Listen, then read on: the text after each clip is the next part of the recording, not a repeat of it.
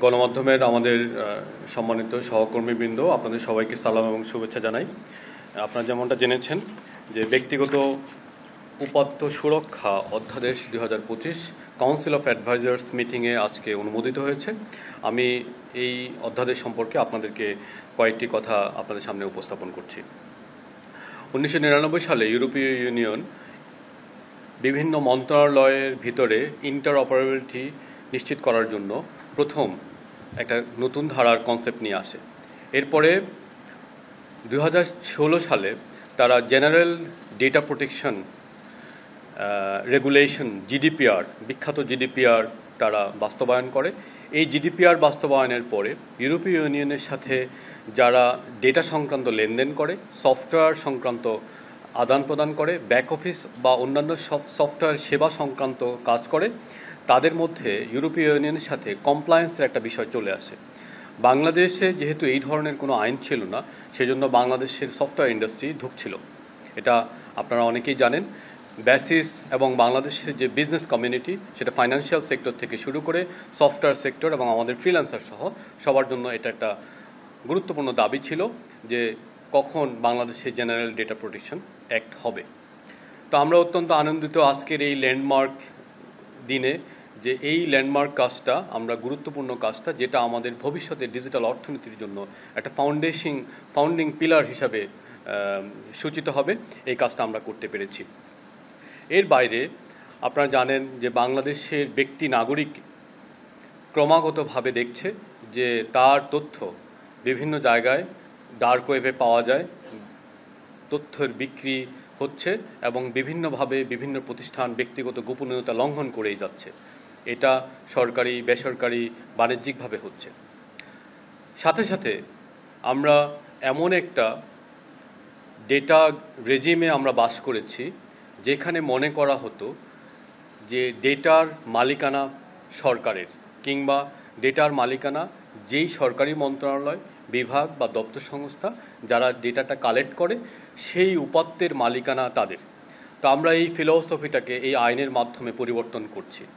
আমরা আজকের এই যুগান্তকারী ঘটনার মাধ্যমে আমরা বলতে চাচ্ছি যে নতুন আইনের মাধ্যমে ডেটার মালিকানা, ডেটার স্বত্বাধিকারী দেওয়া হয়েছে নাগরিককে। অর্থাৎ ব্যক্তি নাগরিকের যে ডেটা, সেই ডেটার স্বত্বাধিকারী হবে ব্যক্তি। ব্যক্তির সম্মতি সাপেক্ষে প্রতিষ্ঠান ব্যক্তির পক্ষে ডেটা সংগ্রহ, সংরক্ষণ, বিনিময় কিংবা প্রক্রিয়াজাতকরণ করতে পারবে।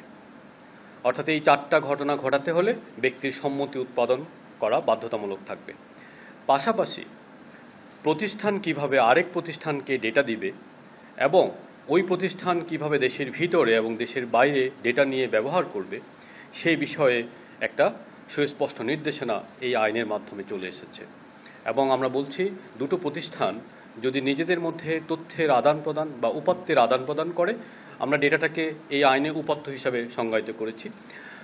পরবর্তীতে আমি আরেকটু বলবো যে আমরা দুই ভাগে ভাগ করেছি। তো যদি দুটো প্রতিষ্ঠান নিজেদের মধ্যে আদান প্রদান করে, তাহলে ওভারসিইং অথরিটি হিসাবে কর্তৃপক্ষকে রাখতে হবে। সেজন্য আমরা একটা কর্তৃপক্ষের অধ্যাদেশ করেছি, যেটাকে আমরা বলছি জাতীয় উপাত্ত ব্যবস্থাপনা কর্তৃপক্ষ। তো এই আইন মানবিক করা হয়েছে, এখানে জামিন অযোগ্য কোনো ধারা নেই।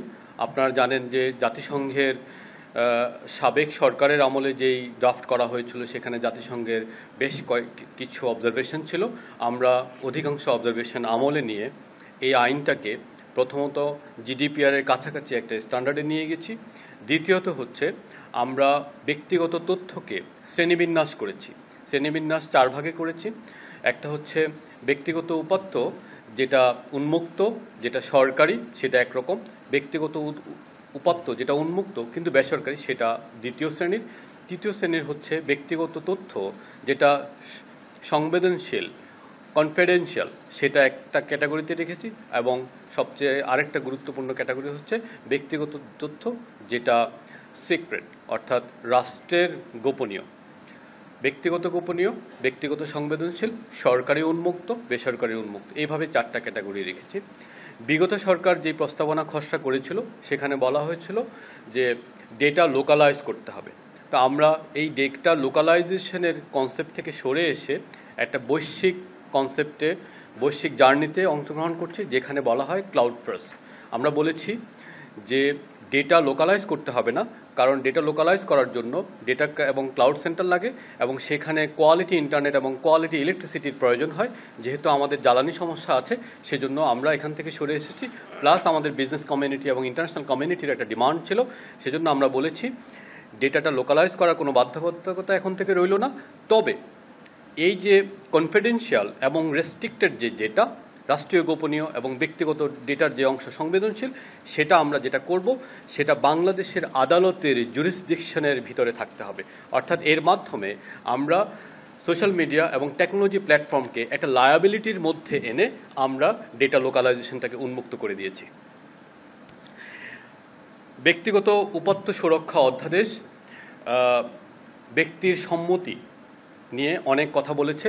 ব্যক্তির যদি অক্ষম হয়, ব্যক্তি যদি ডিজেবল হয়, যদি অসুস্থ হন কিংবা শিশু হন, তাদের ক্ষেত্রে বর্তমান আইনে কিছু সমস্যা আছে, যে আমাদের চিকিৎসকরা বা আমাদের জরুরি সেবাদানকারী প্রতিষ্ঠানগুলো বায়োলজিক্যাল প্যারেন্টের কাছ থেকে সম্মতি উৎপাদনের একটা বাধ্যবাধকতা আছে।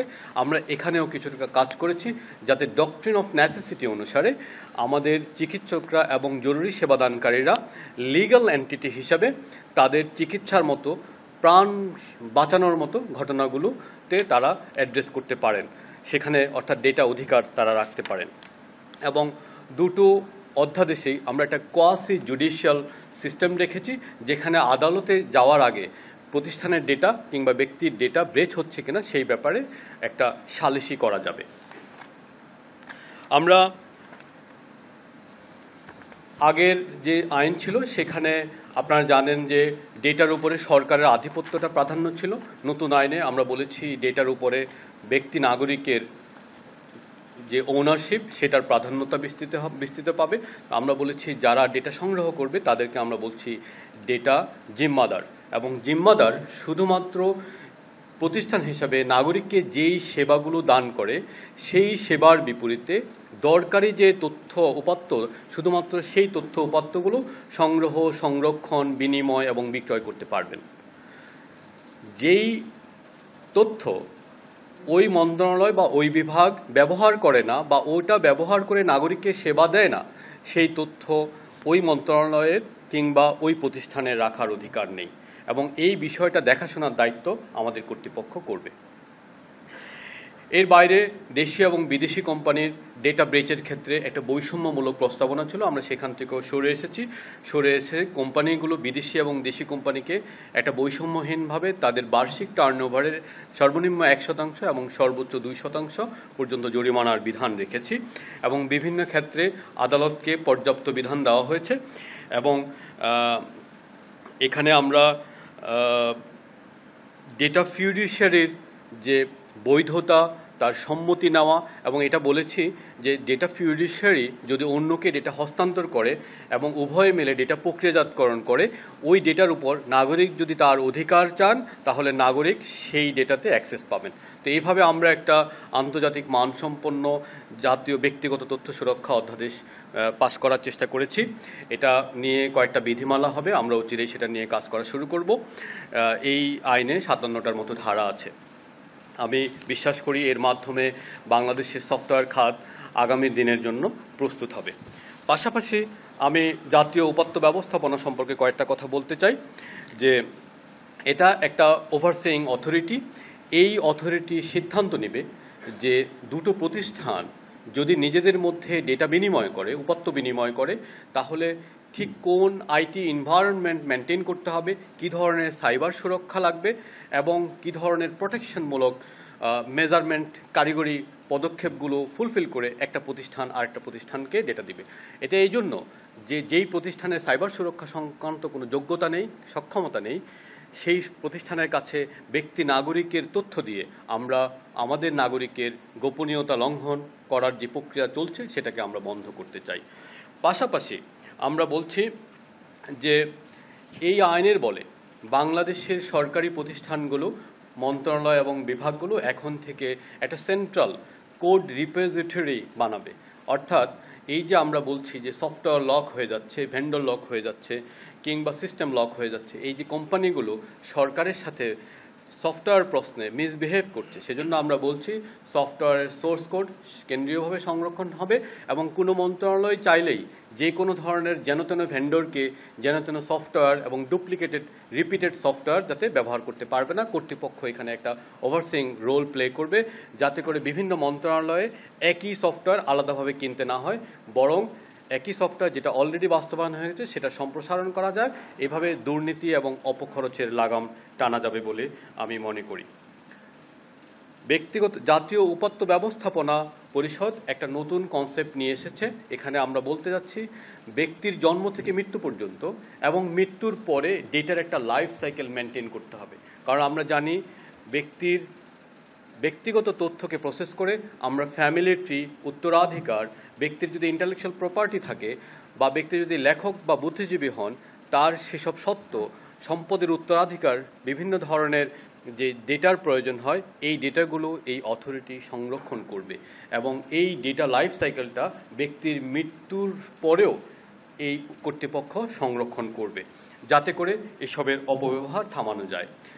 জাতীয় উপাত্ত কর্তৃপক্ষ বাংলাদেশের বিভিন্ন মন্ত্রণালয়ে যারা বিভিন্ন ধরনের মৌলিক সেবা দিয়ে থাকে, যেমন স্বাস্থ্য, শিক্ষা, কৃষি এবং অর্থনৈতিক আমাদের যে অবকাঠামোগুলো আছে, তাদেরকে সেক্টরাল কানেক্টিভিটি হাব তৈরির ম্যান্ডেট দিয়েছে এবং একই সাথে জাতীয় উপাত্ত কর্তৃপক্ষ নিজে একটা ন্যাশনাল লেভেলে ডেটা এক্সচেঞ্জ প্ল্যাটফর্ম তৈরি করবে। এই দুই এক্সচেঞ্জ পরস্পরের সাথে সামঞ্জস্যতামূলকভাবে কাজ করবে, যাতে করে ভবিষ্যতে এই দুই জায়গায় আমরা কৃত্রিম বুদ্ধিমত্তার ব্যবহার ঘটিয়ে আমরা বিভিন্ন দুর্নীতি প্রতিরোধমূলক ব্যবস্থা নিতে পারি। এটাকে আমরা ডেটা গভর্নেন্স পলিসির অংশ করেছি এবং এই উপাত্ত কর্তৃপক্ষ এই আইনের বলে আরও কয়েকটি বিধিমালা এবং নীতিমালা তৈরি করবে। সেগুলো বলে আমি আমার বক্তব্য শেষ করছি। সেটা হচ্ছে, এই উপাত্ত কর্তৃপক্ষের মাধ্যমে আমরা একটা জাতীয় কৃত্রিম বুদ্ধিমত্তার গাইডলাইন তৈরি করব, ডেটা সেন্টার এবং ক্লাউড পলিসি তৈরি করব, সোর্স কোড রিপোজিটরি তৈরি করব, একটা ন্যাশনাল সফটওয়্যার পলিসি তৈরি করব। আমরা সফটওয়্যার ইউজেজ এবং এন্টারপ্রাইজ একটা পলিসি তৈরি করব, অর্থাৎ কোন মন্ত্রণালয় কী ধরনের পিসি ব্যবহার করবে, তার ফায়ারওয়াল কী হবে, তার এন্ড টু এন্ড প্রোটেকশন কী হবে, সফটওয়্যার এবং হার্ডওয়্যার পাইরেটেড সফটওয়্যার ব্যবহার করতে পারবে কিনা ইত্যাদি বিষয়ে আমরা কর্তৃপক্ষের কাছে জুরিসডিকশন নিয়ে করতে হবে। পাশাপাশি আমরা আরেকটা কাজ করব, ইন্টার অপারেবিলিটি পলিসি, অর্থাৎ কে কাকে কখন কিভাবে ডেটা দিবে সেই ডেটার একটা শৃঙ্খলা আমরা এর মধ্যে আনতে পারছি। আমরা সমন্বয়ের জন্য ক্যাবিনেট ডিভিশন, স্থানীয় সরকার এবং স্বরাষ্ট্র মন্ত্রণালয়ের কথা উল্লেখ করেছি। কর্তৃপক্ষকে একটা হাই পাওয়ার বডি হিসাবে দেওয়ার জন্য আমরা চেষ্টা করেছি কর্তৃপক্ষের যে নির্বাহী চেয়ারম্যান তিনি সিনিয়র সচিব পদমর্যাদার হবেন এবং চাইলে সেনাকে সরকারের বাইরে থেকে তাকে নিয়োগ করা যাবে।